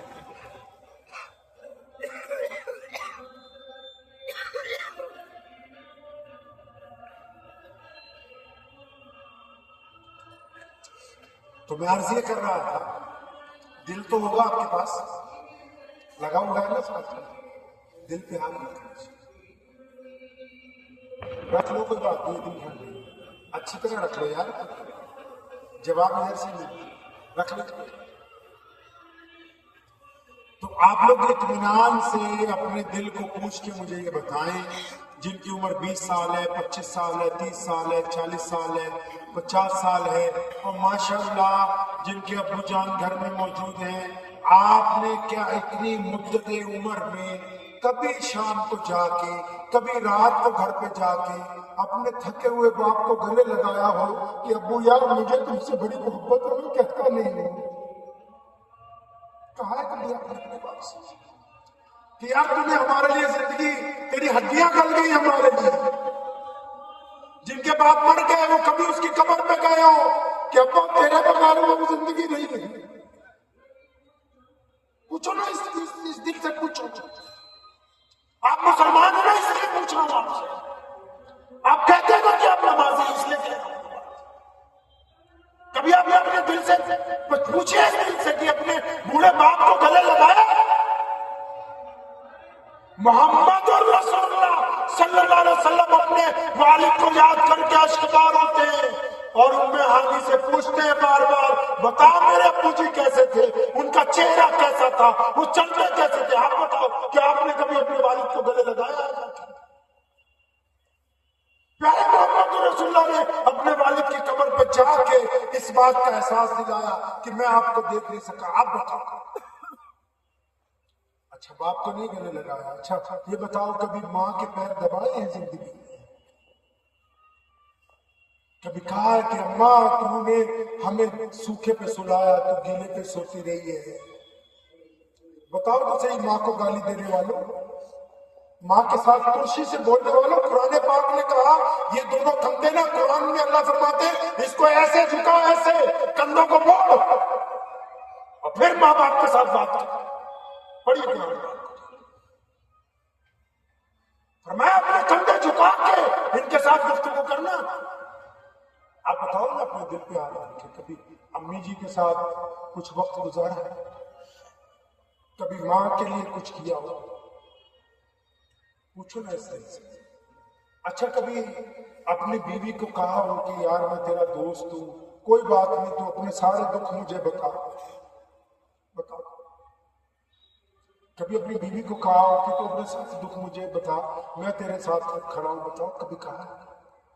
جو لوگ بیوی کے منہ پہ تھپڑ مارتے ہیں، بدتمیزی کرتے ہیں، بتاؤ تو صحیح. محمد رسول اللہ صلی اللہ علیہ وسلم نے ازواج مطہرات کے ساتھ ایسی زندگی گزاری کہ وہ آئیڈیل ہے کائنات میں. آپ بتاؤ. اچھا ایک بات بتاؤ، کسی روتے ہوئے کو ہنسایا کبھی؟ آپ مسلمان ہیں نا یار، آپ نمازی ہیں. اچھا بتاؤ کبھی کسی غریب کو پکڑ کے لے گئے ہو کہ چل میں تجھے اپنے گھر میں بیٹھنے میں کھانا کھلاؤں گا یا تجھے اچھے ہوٹل پہ کھانا کھلاؤں گا؟ اس دل پہ ہاتھ رکھ کے پوچھو اس کو کہ کیا کبھی اپنے کسی عزیز جو روتا ہوا اس کو ہنسایا؟ یاروں دوستوں سے نگاہ پھیرنے والوں پوچھو اس دل سے کہ تمہارا کوئی یار، تمہارا کوئی دوست، تمہارا کوئی رشتہ دار جب دکھ میں ہوتا ہے، پریشانی میں ہوتا ہے، تم نے کبھی اس کو جا کے یہ کہا ہو کہ پرواہ نہ کر میں تیرے ساتھ ہوں یار؟ کبھی کچھ کیا آپ نے؟ آپ مسلمان کہہ رہے ہیں اپنے آپ کو. محمد رسول اللہ لوگوں کے دکھ درد بانٹتے ہیں نا، اس لیے آپ سے یہ پوچھا. اچھا یہ بتاؤ، یہ بھی چھوڑو، آپ کا کوئی دوست، آپ کی کوئی بہن، آپ کا کوئی کلاس فیلو، آپ کا کوئی پڑوسی، آپ کا کوئی رشتہ دار، آپ کا کوئی قریبی جاننے والا جو غریب ہو مالی حیثیت سے، لوگوں کے آگے ہاتھ نہیں پھیلاتا ہو، آپ جانتے ہو کہ اس کا تنخواہ میں گزارا نہیں ہوتا، اللہ نے آپ کو ایکسٹرا پیسے دے رکھے ہیں، آپ نے کبھی کسی لفافے میں 2000 5000 یا جو مالدار لوگ ہیں انہوں نے 1,50,000 کسی لفافے میں ڈال کے چپکے سے جا کے رات کو اس کے گھر کے دروازے سے نیچے سے کھسکا گئی ہوں اس نیت کے ساتھ کہ میرے یار کی عزت باقی رہ جائے، اس کو پتہ بھی نہ لگے اور اس کی مدد ہو جائے. بتاؤ کچھ کیا باتیں کیا کرتے ہو مسجدوں میں بیٹھ کے؟ کچھ ایسا کیا کبھی زندگی میں؟ محمد رسول اللہ کے صحابہ راتوں کو اٹھ کے جاتے اور اپنے یاروں دوستوں کے جو فقراء صحابہ ان کے دروازوں پہ جا کے کرو دینار کی تھیلی نہ رکھ کے چھپ کے واپس آ جاتے کہ یار میرے گھر دوست کے گھر میں بس مال چلا جانا چاہیے، اس کو یہ پتہ نہ لگے کہ کون دیکھے گیا. بتاؤ تو صحیح نہیں. تبدیلی لانی ہے ہمیں تبدیلی لانی ہوگی انشاءاللہ، اور آپ کو پتہ نہیں ہم تبدیلی کی طرف چل پڑے ہیں، تبدیلی کی طرف چل پڑے ہیں، ہمیں اس کا حصہ بننا ہے. اسلام وہ برق رفتار گاڑی ہے جو پوری دنیا میں تیزی سے چل رہی ہے، ہمیں اس میں سوار ہو کے رہنا ہے، اس سے نیچے نہیں اترنا. یہ رکنے والی نہیں ہے، ہمیں تبدیلی کے اندر شامل ہو گے انشاءاللہ. اس کے لیے ہمیں اپنا مزاج درست کرنا ہے. درست کریں گے مزاج کو انشاءاللہ. امیر المومنین گئے جنگل میں گھومنے، وہاں ایک گڈریا بکریاں چرا رہا ہے. امیر المومنین نے اس کو دیکھا، ویسے ہی امتحان لینے کے لیے کہا ایک بکری ہمیں دے دو، تو گڈریا کہنے لگا نہیں یہ مالک کی ہے، میں دوں گا نہیں. حضرت نے اسے کہا کہ ایسا کرو پیسے لے لو بکری دے دو، جو مالک ہے اس کو بولنا کہ تمہاری بکری شیر اٹھا کر لے گیا. تو بکریاں بیچنے والا کہتا ہے، گڈریا کہتا ہے کہ بات تو تم نے بہت اچھی کی ہے، میں تم سے پیسے لے لوں، ایک گج بکری ایک بھیڑ تمہیں دے دوں، مالک کو میں کہہ دوں گا کہ اس کو چیتا اٹھا کے لے گیا، شیر اٹھا کے لے گیا۔ تو امیر المومنین نے کہا ہاں بالکل ٹھیک ہے، تو یہ رقم لو، بھیڑ دے دو۔ کہنے لگا رک جاؤ، ابھی اپنی رقم اپنے پاس رکھو، مجھے یہ تو بتاؤ، میں مالک کو تو جا کے کہہ دوں گا کہ میری بکری ایک بھیڑیا اٹھا کے لے گیا، لیکن جب کل قیامت کے دن میرا رب پوچھے گا تو وہ والا بھیڑیا کہاں سے لاؤں گا جو اس بکری کو لے گیا تھا۔ امیر المومنین اتنا خوش ہوئے، اپنے دوستوں کو کہا یہ دیکھو، یہ ہے وہ مزاج جو میرے محمد رسول اللہ نے تبدیل کیا ہے۔ دنیا ویسی ہے، نمازی اور غیر نمازی میں فرق یہ ہے، نمازی ایماندار ہے، غیر نمازی ایماندار نہیں بنتا۔ نمازی کی آنکھیں چھیلی ہو جاتی ہیں۔ ہم تبدیلی کا حصہ بنیں گے انشاءاللہ، بنیں گے انشاءاللہ۔ تو ایک سنت اپنانی ہے، وہ سنت یہ ہے کہ محمد رسول اللہ صلی اللہ علیہ وسلم چاہتے ہیں کہ ہم جب بھی گفتگو کریں، ہم جب بھی کسی کے متعلق کوئی رائے قائم کریں، ہم جب بھی کچھ سوچیں تو پازیٹیو سوچیں، نیگیٹو کریں گے انشاءاللہ، کریں گے ایسا انشاءاللہ ہر کام میں۔ صرف یہی نہیں کہ مسلمانوں کے متعلق نہیں، اپنے ہمسایہ قوموں کے متعلق بھی پازیٹیو سوچیں کہ ہاں اپنے پاس سے جو لوگ اپنے پاس سے سوالات بنا لیتے ہیں۔ اس بارے میں ایک چھوٹا سا واقعہ سنا کے اپنی گفتگو کو ختم کروں گا۔ میرے والد صاحب مولانا حبیب الرحمن لدھیانوی رحمۃ اللہ علیہ چھوٹی چھوٹی باتیں ہمیں سکھاتے تھے۔ ایک دن بلایا ہم سب ساتھیوں کو، کہنے لگا ادھر آؤ، اگر نماز میں کسی کا موبائل بچ جائے، نماز میں کسی کا موبائل بچ جائے تو فرمایا تیرے دل میں کیا خیالات ہیں؟ ساتھیوں کو پوچھا بھی نماز میں کسی کا موبائل، اچھا آپ لوگوں کو تو پتہ ہی ہے کہ اگر مسجد میں موبائل بچ جائے نماز میں تو آج کل کیا ہوتا ہے بھائی؟ متولی صاحب سوچتے کہ بچہ آج سلام پھیرنے دے، آج بتاتا ہوں تجھے۔ اگر موبائل نماز میں بچ جائے تو حضرت نے پوچھا ہم سب احباب کو بھی تمہارے دل میں کیا آتا ہے؟ تو کچھ احباب نے کہا کہ حضرت اگر کسی کا موبائل بجے تو ہمیں تو اتنا مسئلہ پتا ہے کہ جیب میں ہاتھ ڈالو اور اس کی رنگ ٹون۔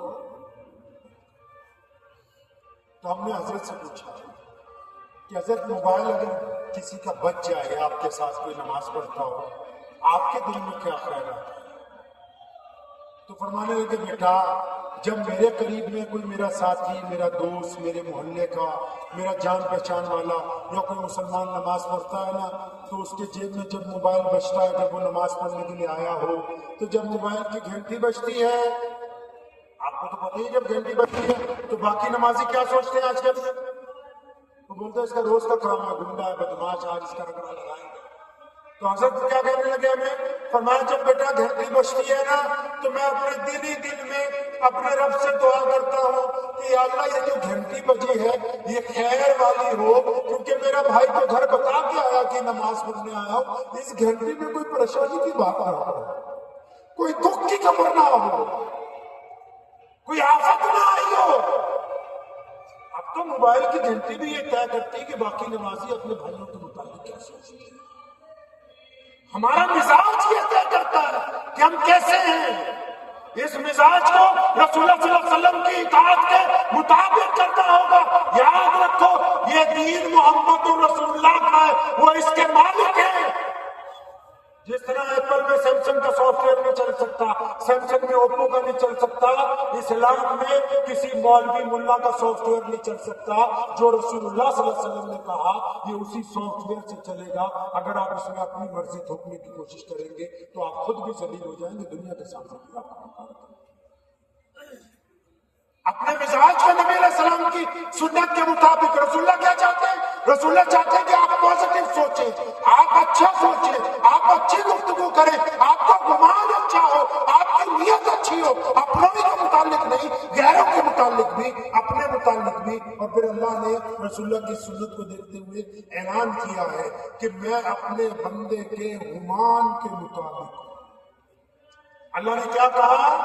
رسول اللہ صلی اللہ علیہ وسلم کی اس سنت کو دیکھتے ہوئے میرے رب نے کہا میں اپنے بندے کے گمان کے مطابق ہوں۔ میرا بندہ جو گمان کرے گا مجھ سے میں ویسا ہی حکم کروں گا اس کی قسمت کے لیے۔ ایک کیلا بیچنے والا ایک ریڑھی چلانے والا، ایک سڑک پہ گھڑی لگانے والا آج ارادہ کر لے کہ میں نے کروڑ پتی بننا، میں بلڈر بنوں گا، وہ ارادے کے ساتھ کاروبار شروع کرے گا تو دنیا کی ساری طاقتیں اللہ اس کے ساتھ لگا دیں گے، وہ 10 سال بعد اس مقام پہ پہنچ جائے گا۔ ایک بیمار سوچنے لگے کہ میں اس بیماری سے مرنے والا ہوں تو اس نے مری جانا، اس کو بچانے والا کوئی نہیں ہے۔ اللہ کہتے ہیں بندے کے ارادے کے ساتھ، اور نبی علیہ السلام کیا کہتے ہیں؟ ارادہ اچھا ہو تو اچھی رائے قائم کریں گے انشاءاللہ۔ اپنے متعلق سب سے پہلے اچھی رائے قائم کیجیے کہ آپ بدل سکتے ہیں، اپنے متعلق اچھی رائے قائم کیجیے، اپنے گھر والوں کے متعلق اچھی رائے قائم کیجیے، اپنے دوستوں کے متعلق اچھی رائے قائم کیجیے، اپنے پڑوسیوں کے متعلق، اپنی ہمسایہ قوموں کے متعلق اچھی رائے قائم کیجیے۔ مثال کے طور پہ یہ آواز آ رہی ہے، اب ہم یہ رائے قائم کرتے ہیں کہ جس طرح ہماری ضرورت ہے اپنے دین کی بات کرنا، ان کی بھی ضرورت ہے وہ اپنے دین کی بات کر رہے ہیں۔ اگر آپ پازیٹیو رہ کے محمد رسول اللہ صلی اللہ علیہ وسلم کے دین کی طرف چلیں گے تو تمام دنیا کی طاقتیں آپ کے ساتھ لگ جائیں گی، اللہ کریم فتح اور نصرت کے دروازے آپ کے لیے کھولنے والے ہیں۔ اور اگر آپ پازیٹیو کی بجائے نیگیٹو ہو گئے، ہر چیز میں منفی، تو محمد رسول اللہ نے فرمایا بدگمانی کفر ہے، فرمایا اپنے پاس سے اندازے لگانا کفر ہے۔ تو اس بات کو ذہن نشین کر لیجئے کہ ہم پیارے محمد علیہ السلام کے ماننے والے ہیں، ہم مثبت رہیں گے، پازیٹیو رہیں گے۔ یاد رکھیے کائنات کی کوئی طاقت نہیں جو اسلام کو سرنگو کر سکے۔ اگر کسی کو اسلام سے آگے بڑھنا ہے تو اس کو کلمہ لا الہ الا اللہ محمد رسول اللہ پڑھ کے اس میں آنا ہوگا، تب وہ ہماری صفوں میں آگے جا سکتا ہے، ورنہ دنیا میں کوئی راستہ ہے نہیں جو اسلام سے آگے۔ تو وقت بھی بہت ہو گیا ہے، ابھی سفر بھی کچھ باقی ہے۔ تمام اکابرین حضرات کی موجودگی میں اس بات کی امید ظاہر کرتا ہوں کہ آج ہم لوگ یہاں جو اکٹھے ہوئے ہیں اپنے دل میں عشق نبی صلی اللہ علیہ وسلم کے جذبے کو اجاگر رکھیں گے انشاءاللہ۔ عاشق کیسا ہوتا ہے؟ عاشق وہ نہیں جو صرف دکھاوے میں ہو، جیسے میں کہوں جی روزوں سے نہیں۔ ایک انگریز دلی جامع مسجد کی سیڑھیاں چڑھا سن 1870-80 کے دہائی میں، ملا جیون رحمت اللہ علیہ کا دور ہے۔ وہ جامع مسجد دیکھنے کے لیے آیا اپنے بچوں کے ساتھ، انگریز جنرل تھا کوئی۔ اب وہاں لوگ بھیک مانگنے والے بیٹھے ہیں، وہ سب کو پیسے دیتا جا رہا ہے، تو اس کا بٹوا گر گیا۔ تو ایک مسلمان بھکاری نے، گداگر نے وہ بٹوا اٹھا کے اپنے پاس رکھا، اس نیت سے کہ ابھی جامع مسجد گھوم کے آئے گا تو میں اس کا بٹوا اس کو لوٹا دوں گا۔ سمجھے عاشق کیسا ہوتا ہے؟ اب وہ ادھر سے چڑھا اردو بازار کی طرف سے، تو دوسری طرف سے نیچے اتر کے آئے ہیں۔ اب یہ گداگر یہاں بیٹھا ہوا، 10 سال گزر گئے، اس کی بدلی ہو گئی تھی باہر، 10 سال بعد پھر اس کی پوسٹنگ دلی میں ہو گئی، پھر اس کی پوسٹنگ دلی میں ہو گئی، پھر وہ دوبارہ جامع مسجد گھومنے آیا، وہ گداگر وہیں بیٹھا ہوا ہے۔ اب یہ جامع مسجد کی سیڑھیاں چڑھ رہا ہے تو اس گداگر نے پہچان لیا کہ بس یہ وہی انگریز ہے، تو دوڑ کے اس کے پاس گیا، کہنے لگا سر تمہارا ایک امانت ہمارے پاس ہے۔ بولا کیا ہے؟ بولا تم جب آئے تھا پچھلی بار تمہارا بٹوا گر گیا۔ وہ کہتا یار مجھے تو یاد بھی نہیں، دکھاؤ۔ اس نے دکھایا، وہ پہچان گیا، تو اس نے اپنا بٹوا کھولا تو اس گداگر کو کہا، مسلمان کو، کہتا ارے بیوقوف اس میں اتنے پیسے ہیں کہ ان پیسوں سے تو اپنی زندگی بدل لیتا، اس میں اتنے پاؤنڈ ہیں، اس دور میں پیسے کی قیمت بہت زیادہ تھی، کہتا اس میں اتنے 1000 روپے تھے اب وہاں کے انگلستان کے کہ تو اچھا گھر خرید سکتا تھا، کاروبار کر سکتا۔ تو پاگل ہے یہ، 10 سال سے تمہیں سنبھال کے رکھا ہوا ہے۔ اب اس مسلمان گداگر نے جو بات کہی ہے سنیے، تراشے کے اندر اس کو مولانا نے نقل کیا، فرماتے کہ اس نے اس انگریز کو کہا کہ لگا بس بات یہ ہے، یہ عشق کی بات ہے، تم نہیں سمجھو گے صاحب۔ کہ لگا نہیں تم مجھے سمجھاؤ تو صحیح بات کیا ہے۔ تو اس مسلمان گداگر نے کہا، کہنے لگا کہ بات یہ ہے کہ میں محمد رسول اللہ صلی اللہ علیہ وسلم کا ماننے والا ہوں، میں مسلمان ہوں، اور تم حضرت عیسیٰ علیہ السلام کی امتی ہو، ان کو اپنا نبی کہتے ہو۔ تو یہ میں نے بٹوا جب گرا تو میں نے اس لیے سنبھال لیا کہ کل قیامت کا دن ہوگا، میرے نبی کو تمہارے نبی یہ نہ کہتے کہ تیرے امتی نے میرے جگہ بھی میری امتی کا بٹوا رکھ لیا تھا، اس لیے سنبھال کے رکھا کہ کل قیامت کے روز محمد رسول اللہ کو خفگی نہ اٹھانی پڑ جائے میرے سے فتووں کی وجہ سے۔ عشق و محبت کی داستانیں اپنے خون اور ہڈیوں کی قربانی سے طے ہوتی ہیں۔ یہ عشق ہے کہ کبھی غیر کی بیٹی آتی ہم آ کے جھکا لیتے، یہ عشق نبی ہے، کیونکہ محمد رسول اللہ نے کہا کہ جھکا۔ رشوت کے پیسے آتے ہیں ہم پیچھے ہٹ جاتے ہیں، یہ عشق رسول صلی اللہ علیہ وسلم ہے۔ حرام بات ہمارے کانوں میں چگلیاں پڑتی ہیں، ہم کہتے تھے کہ ہم چگلی نہیں سننے والے، یہ عشق رسول ہے صلی اللہ علیہ وسلم۔ اور اس چیز کو کہتے ہیں جو آداب کے سانچے میں ڈل جائے اس کو عشق کہتے ہیں۔ ہم لوگ نمونے محمد رسول اللہ صلی اللہ علیہ وسلم کے دین کے بنیں گے سچے پکے عاشق نہیں بنیں گے انشاءاللہ، بنیں گے انشاءاللہ۔ تو دعا کیجیے اللہ کریم مجھے بھی اور آپ سب کو بھی ان باتوں کے اوپر عمل کرنے کی توفیق عطا فرمائے۔ وآخر دعوانا ان الحمدللہ رب العالمین۔